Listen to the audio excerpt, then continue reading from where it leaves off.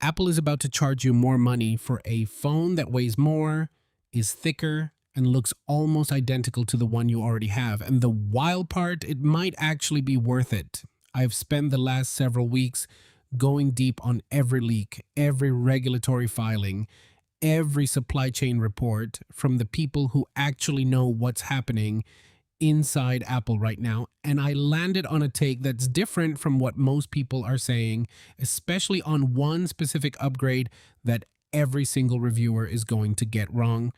We'll get to that, but let me give you the full picture first. This is everything you need to know about the iPhone 18 Pro Max before September, the real specs, the controversial changes, and the one decision Apple made that I think is going to polarize people in a way nobody's prepared for. I've gone through every credible source and separated what's confirmed from what's noise, because right now there is a lot of noise. Let's start with the thing generating the most controversy. The iPhone 18 Pro Max is getting thicker and heavier. Current leaks put the Pro Max at around 240 grams and 9 millimeters thick. For context, the iPhone 17 Pro Max was 233 grams and 8.75 millimeters. So we're talking about 7 extra grams and roughly a quarter of a millimeter. 7 grams. That's like someone taped a single AAA battery to the back of your current phone. You will not notice this. And here's where the conversation gets interesting. Some rumors suggest the iPhone 18 Pro lineup could be around 2 millimeters thicker than the iPhone 17 Pro, while other sources say the body itself stays the same thickness and it's the camera bump that's growing, not the chassis. So leakers are contradicting each other on this, which means somebody is wrong. My read, the significantly thicker claim is probably not accurate. The more likely scenario is a body similar in thickness to the 17 Pro, but with a more prominent camera bump area.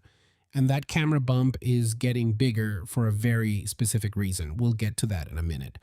But first, there's another design change that almost nobody's talking about, a more distinctive, reflective Apple logo on the back, which is either brilliant or deeply unnecessary depending on how you feel about people looking at your phone on the subway. Here's something I want you to actually think about for a second. The dynamic island launched in 2022. We've had the same size notch cut out for 4 years. Rumors indicate the iPhone 18 Pro's dynamic island will shrink by about 35% compared to its current size, 35%. That is not a subtle change, and the way Apple is doing it is genuinely clever. Multiple sources indicate the iPhone 18 Pro will feature under-display Face ID. Specifically, the infrared sensors will be hidden beneath the screen, while the selfie camera may still reside in a small punch hole cutout. Now, and this matters, full under-display Face ID has been confirmed off the table for this generation. So it's a partial move. One component goes under, the rest stays, but the result is a noticeably smaller pill. Nearly 10 years after the notch first arrived, Apple is taking its second big step toward removing the iPhone cutout altogether. If you've been holding out on upgrading specifically because the dynamic island felt too large, this year is your year. Okay, here's where I need you to pay attention, because this is the part that most reviews are going to mention in one paragraph and then move on from. That's a mistake. Apple's next generation A20 Pro chip is expected to use a 2 nanometer process, whereas the A19 Pro chip is 3 nanometer. With a 2 nanometer architecture and a new packaging design, the A20 Pro should deliver solid year-over-year performance and power efficiency gains. Now, I know what you're thinking. They say that every year, and you're right, they do, but 2 nanometer is different. Think of it this way. Moving from 3 nanometer to 2 nanometer isn't like upgrading your Wi-Fi router. It's more like switching from a combustion engine to electric. The efficiency gains don't just make the phone faster, they make it cooler under load. They make the battery last longer at the same capacity. And when you combine a 2 nanometer chip with what Apple is doing to the battery, that's the part nobody's talking about.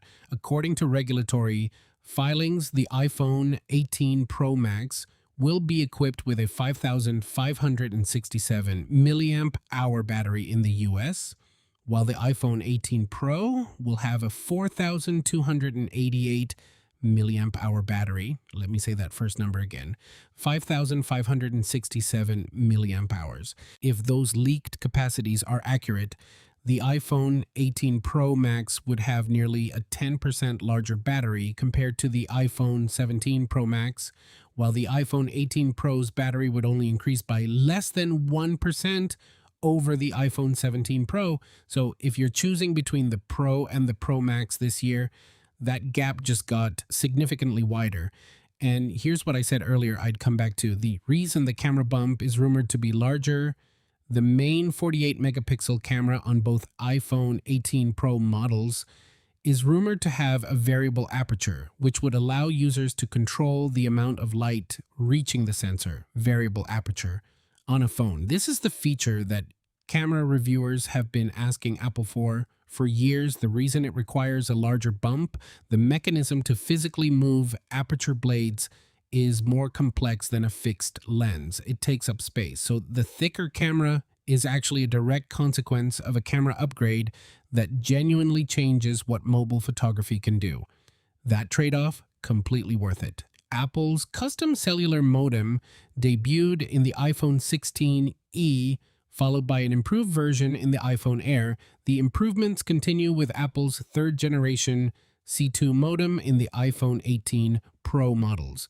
Translation: Apple is done with Qualcomm, and the C2 modem isn't just faster. The iPhone 18 Pro models will reportedly support 5G via satellite for web browsing without Wi-Fi or cellular connectivity. 5G via satellite, no cell signal needed. That's not a feature, that's infrastructure.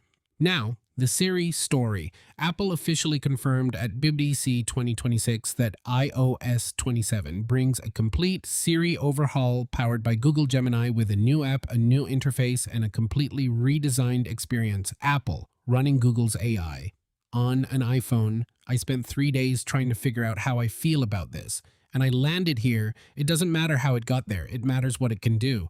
The iPhone 18 Pro lineup is expected to lean heavily into Apple's expanding AI strategy with iOS 27. Apple's upgraded Siri will be able to understand screen content, process natural language more deeply, and perform actions inside apps. If that works the way they're describing it, that's not a software update.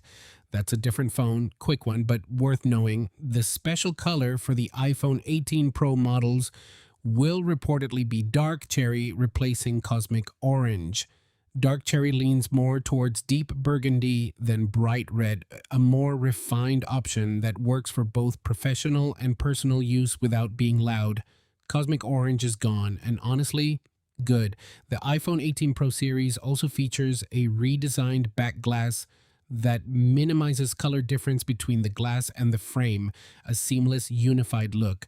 The two-tone back from the iPhone 17 Pro was polarizing. Some people liked it, a lot of people didn't. Apple heard them. The whole back of this phone is getting a cohesion update, less contrast, more intention. If you care about how a phone looks, and at over $1,000 you probably should, this is a meaningful improvement. So, who should actually buy the iPhone 18 Pro Max? Here's my honest answer. If you're on an iPhone 15 Pro Max or older, this is a significant jump. The 2-nanometer chip, the variable aperture camera, the near 10% battery increase, the smaller dynamic island, that's a real generational shift. If you're on an iPhone 17 Pro Max, stay put. The design is too similar. The battery gain, while real, isn't dramatic enough to justify the cost. And the AI features you're being sold on, most of them will come to your device via iOS 27 anyway. Now, the one thing I want you to think about before September arrives: the iPhone 18 Pro, the Pro Max, and the iPhone Fold are the only new iPhones dropping in fall 2026. Apple's three most expensive phones all at once, including the Fold, which could be upwards of $2,000. Apple is deliberately giving you no cheap option this September, no standard iPhone 18, no affordable upgrade path. The standard iPhone 18, the iPhone 18 EE, and a second generation Air won't arrive until spring 2027. That's a strategy, and you should know you're inside it before you walk into that Apple store. Buy what's right for you, not what Apple's calendar tells you to buy. I'm curious, are you waiting on the Pro Max or holding out for spring? Drop it in the comments, because depending on what you tell me, I might be changing my own recommendation next month.